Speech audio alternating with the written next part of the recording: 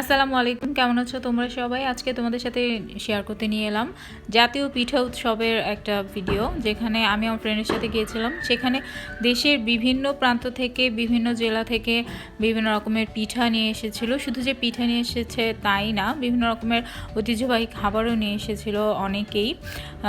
Stall ছিল বিভিন্ন রকমের, অঞ্চলভিত্তিকভাবে আলাদা আলাদা স্টল ছিল।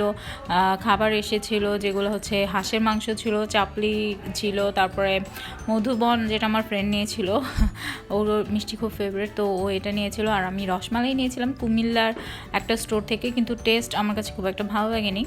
কিন্তু ওখানে আরও অনেক রকমের সন্দেশ সহ মুগের পাকন পিঠা ছিল, তারপর হচ্ছে চিতই পিঠা ছিল, বিভিন্ন রকমের পুলি পিঠা ছিল, ভাপা পিঠা ছিল, আরও অনেক রকমের পিঠা ছিল, নকশি পিঠা, আরও বিভিন্ন রকমের পিঠা। এত পিঠার নামও আমি জানি না। আমরা নিয়েছিলাম গুড়ের ভাপা পিঠা, সাথে নিয়েছিলাম আমরা দোসার সাথে বিভিন্ন রকমের ভর্তা, শুটকি ভর্তা ছিল, সেটা আমার কাছে ভালোই লেগেছে যেহেতু ঝাল আমার খুব পছন্দের। আর আমরা ভাপা পিঠাও নিয়েছিলাম, গুড়ের নারকেল দিয়ে ভাপা পিঠা, সেটাও খেতে মোটামুটি ভালোই লেগেছিলো। আমি অবশ্য সবগুলোই অল্প অল্প করে টেস্ট করেছি। আমার কাছে পিঠা খুব একটা ভালো লাগে না, মিষ্টি জাতীয় পিঠা, তবু আমি টেস্ট করেছি, একটা জায়গায় গিয়েছি সেজন্য টেস্ট না করলে কীভাবে হয়। আর পাহাড়ির যে জনপ্রিয় একটা খাবার আছে মুন্ডি, পাহাড়িদের, সেটার একটা স্টল বসেছিলো, সেখান থেকে আমরা নিয়েছিলাম।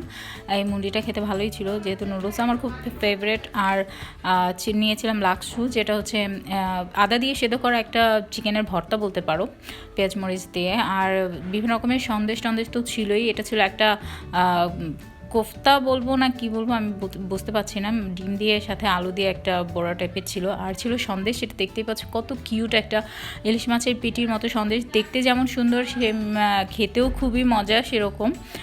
এটা আমার কাছে বেশ ভালোই লেগেছে। আর দেশের বিভিন্ন প্রান্ত থেকে বিভিন্ন রকমের গান, নাচ এবং অভিনয়ের জন্য শিল্পীরা এসেছিলো, তাদেরকে নিয়ে একটা সাংস্কৃতিক অনুষ্ঠান হয়েছিল, সেটাও আমরা খুব এনজয় করেছিলাম। তবে দেখতে দেখতেই দেখলাম যে বিকেল পেরিয়ে, সন্ধ্যা পেরিয়ে একদম রাত হয়ে আসছিলো, অন্ধকার হয়ে যাচ্ছিলো, তাই আমরা বেশিক্ষণ সেখানে না থেকে আচার খেতে খেতে বাসায় চলে এলাম।